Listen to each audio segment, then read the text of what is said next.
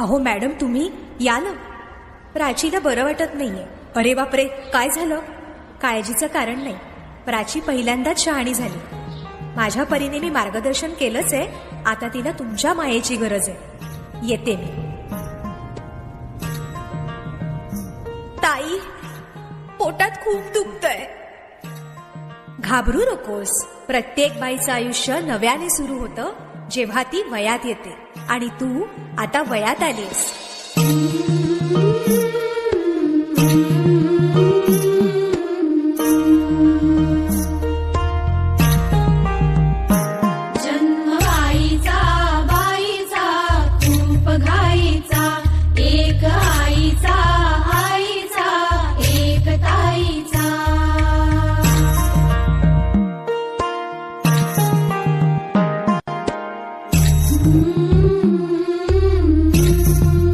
पाठ दुखते, ताप आलाय.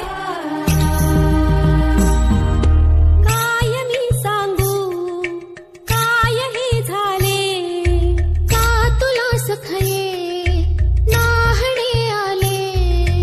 माय ही सांगे अर्थ मायेचा, जन्म बाईचा, बाईचा खूप घाईचा.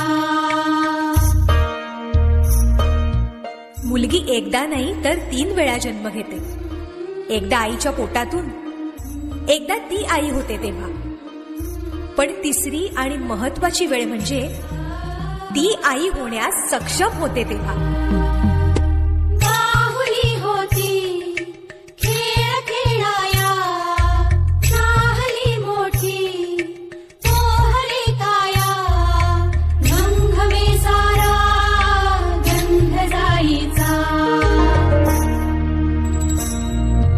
जाणवे आता वेगळे काही, जाणवे आता वेगळे काही. रंगल्या साऱ्या या दिशा दाही, भास कोणाचा रोज रातीचा. हे एक सुंदर वरदान आहे जे फक्त स्त्रियांना मिळतं. आई बाबा, मी शाळेत पहिली आले. आई, कुठे आहेस तू? आज आपल्या प्राचीला पाहायला पाहुणे मंडळी येणार आहेत. जा, तयारीला लागा. अहो, पण किती लहान आहे ती. बाई माणसांना जेवढं सांगितलं जातं तेवढंच करावं. निघा. ऐकलंस ना बाबा काय म्हणाले? मी नाही जाणार तुम्हाला सोडून. समाजातल्या परंपरेला तुझी आई सुद्धा बदलू शकत नाही. सुन्या सुन्या मनामध्ये सूर हलकी, नव्या जुन्या आठवणी भास परके. दारी सनईचे सूर दाटे मनी, हूर हूर चाले विरहाचा पुढे वारसा.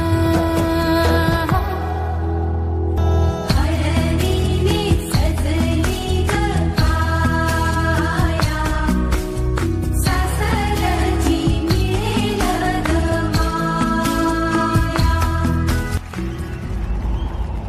तू नसशील ना सासरी माया करायला. मुलगी म्हणून जन्माला येणं हाच आपला गुन्हा आहे. कसं सांगू, कसं शिकवू तुला?